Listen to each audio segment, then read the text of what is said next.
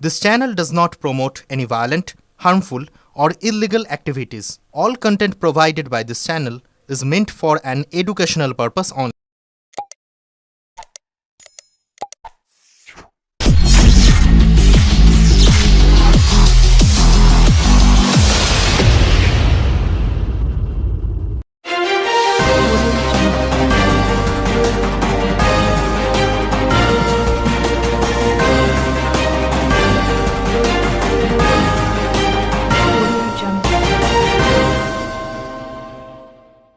নবান্নের প্রতিনিধিদের সাথে কথা বলতে না পেয়ে খুব গ্রামবাসীদের তড়িঘড়ি এলাকা ছাড়লেন রাজ্য অতিরিক্ত মুখ্য সচিব।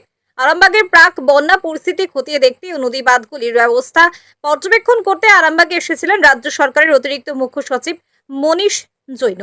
সাথে ছিলেন হুগলির জেলা শাসক মুক্তার্থ, আরামবাগ মহকুমা শাসক রবি কুমার, সাংসদ মিতালি বাগ সহ একাধিক প্রতিনিধি দল। এদিন খানাকুলের বন্যা প্রবণ হিসাবে পরিচিত মারুখানা এলাকার নদী বাঁধগুলি পরিদর্শন করেন তারা। এদিকে এই সময় স্থানীয় মানুষ তাদের দাবি দাওয়া নিয়ে তাদের সাথে কথা বলতে গেলে প্রতিনিধি দল তাদের সাথে কথা বলেননি, অভিযোগ তুলে ক্ষোভে ফেটে পড়েন তারা। দেখা গেল স্থানীয়দের এমনটাই। এদিকে প্রতিনিধি দলের আসার খবর পেয়ে ঘটনাস্থলে পৌঁছে দিলেন খানাকুলের বিজেপি বিধায়কও। তিনিও গ্রামবাসীদের দাবি সমর্থন করে রাজ্য সরকারের এই পরিদর্শনের বিরুদ্ধে সোচ্চার হন। শেষমেশ পরিস্থিতি বুঝে তড়িঘড়ি এলাকা ছাড়েন রাজ্য প্রতিনিধি দল। ব্যুরো রিপোর্ট, আমার কলকাতা নিউজ।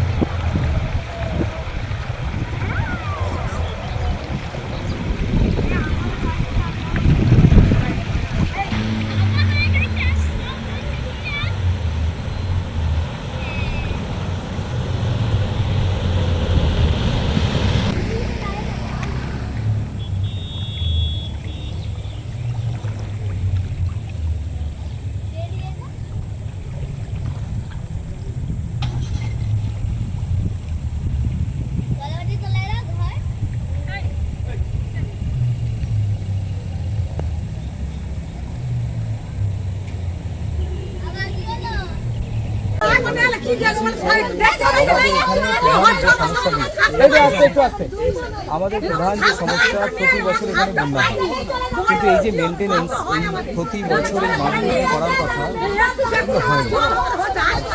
সব থেকে বড় যেটা সমস্যা হচ্ছে, আমাদের এখানে কাঠের বাসের ছুটি নেই। এই কাঠের বাসের ছুটিতে প্রতি বছর বন্যা আবার এটা করতে হবে, বারবার বলা হয়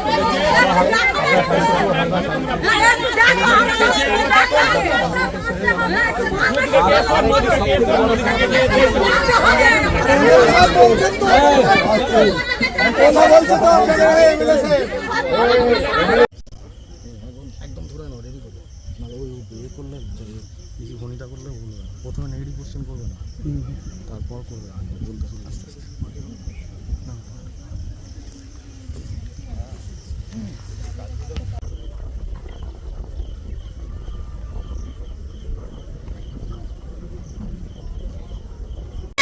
দেখলো আমাদের কথা তো শুনেই না। হ্যাঁ, আমাদের তো শুনে কি সমস্যা কি আপনাদের? আমাদের সমস্যা আমরা বাস করছি, এখানে কি বাস করা যাবে? নদীর জল যদি সবসময় বয়ে, বন্যার জলে যদি বাঁধ ভেঙে যায়, ঘর বাড়ি পড়ে যাবে, তাহলে কি হবে? শুনছে এমপিও শুনে নেই, এমএলএও শুনে। কি করতে চান এমপিটা? আমাদের কাছে বলো, এমপি কি করতে চান? চেষ্টা করুন।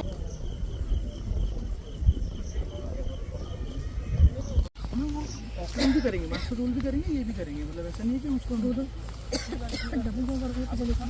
क्योंकि ওইটুকু কভারেজে হয়ে যাবে তোমার, পড়ে যাবি না, ঘুরে যা সোজা হয়ে গেছে, তাতে হয়ে যাবে তোমার।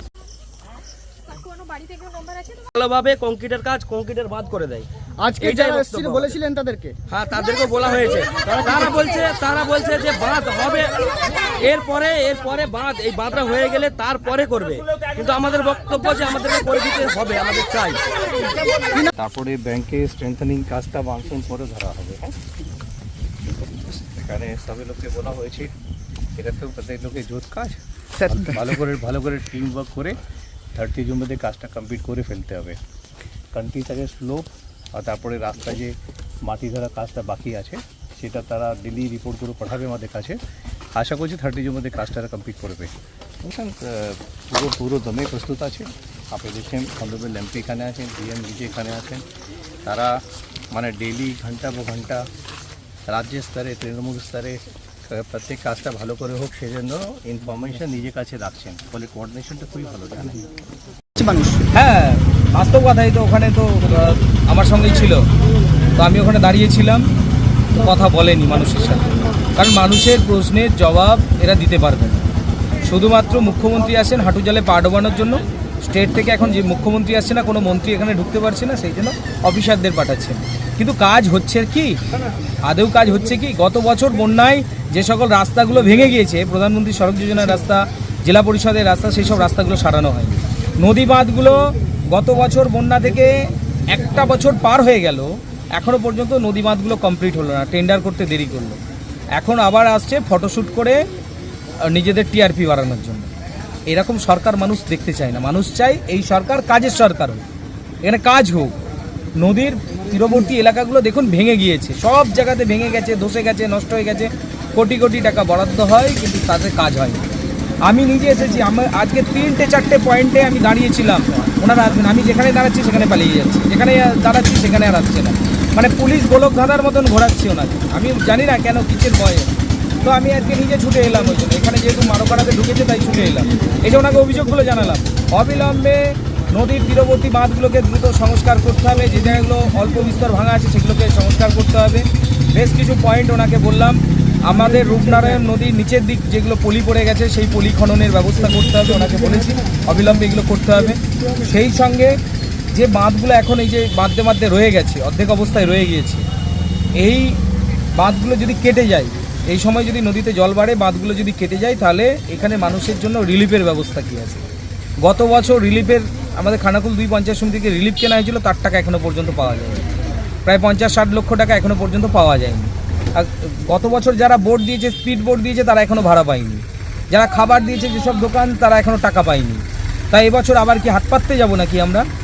ওনারা আসবেন, ছবি তুলবেন, চলে যাবেন, এই জিনিস হতে পারে না। ওনারা আসুক, কাজ হোক, এটা আমরা চাই।